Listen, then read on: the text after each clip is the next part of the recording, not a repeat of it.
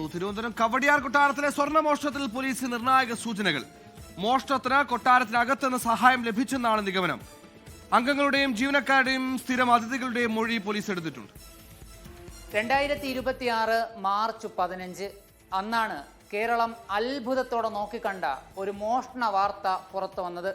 തലസ്ഥാന നഗരിയിലെ ഏറ്റവും സുരക്ഷിതമായ ഇടങ്ങളിലൊന്നായ കവടിയാർ കൊട്ടാരത്തിൽ നിന്നും 2 കോടി രൂപ മൂല്യമുള്ള ആഭരണങ്ങൾ മോഷണം പോയി എന്നതായിരുന്നു ആ വാർത്ത.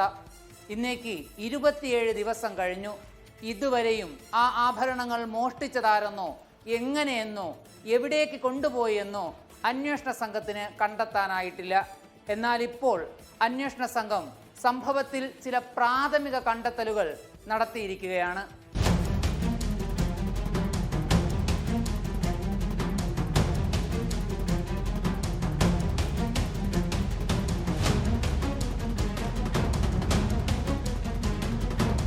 കൊട്ടാരത്തെക്കുറിച്ച് കൃത്യമായ ധാരണയുള്ള ആരുടെയെങ്കിലും സഹായം മോഷണത്തിന് പിന്നിലുണ്ടെന്നാണ് അന്വേഷണ സംഘത്തിന്റെ വിലയിരുത്തൽ.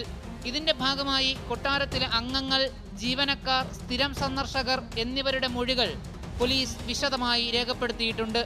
വ്ളോഗർമാരും യൂട്യൂബർമാരും കൊട്ടാരത്തിൽ സന്ദർശനം നടത്തിയിട്ടുള്ളതിനാൽ അവരുടെ വിവരങ്ങളും പോലീസ് പരിശോധിച്ചു വരികയാണ്.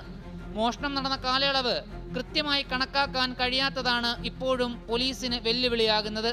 കൊട്ടാരത്തിന്റെ 2ാം നിലയിലെ കിടപ്പുമുറിയിലുള്ള ഇരുമ്പ് അലമാരയുടെ ലോക്കറിൽ നിന്നാണ് വജ്രാഭരണങ്ങളും പുരാതന സ്വർണശേഖരവും നഷ്ടപ്പെട്ടത്. അതുകൊണ്ട് തന്നെയാണ് കൊട്ടാരത്തിനകത്തുള്ളവരിലേക്കും അന്വേഷണം കടക്കുന്നത്. അശ്വതി തിരുനാൾ ഗൗരി ലക്ഷ്മിബായിയുടെ പരാതിയിലാണ് നിലവിൽ കണ്ടോൺമെന്റ് പോലീസ് അന്വേഷണം നടത്തുന്നത്. 24 തിരുവനന്തപുരം.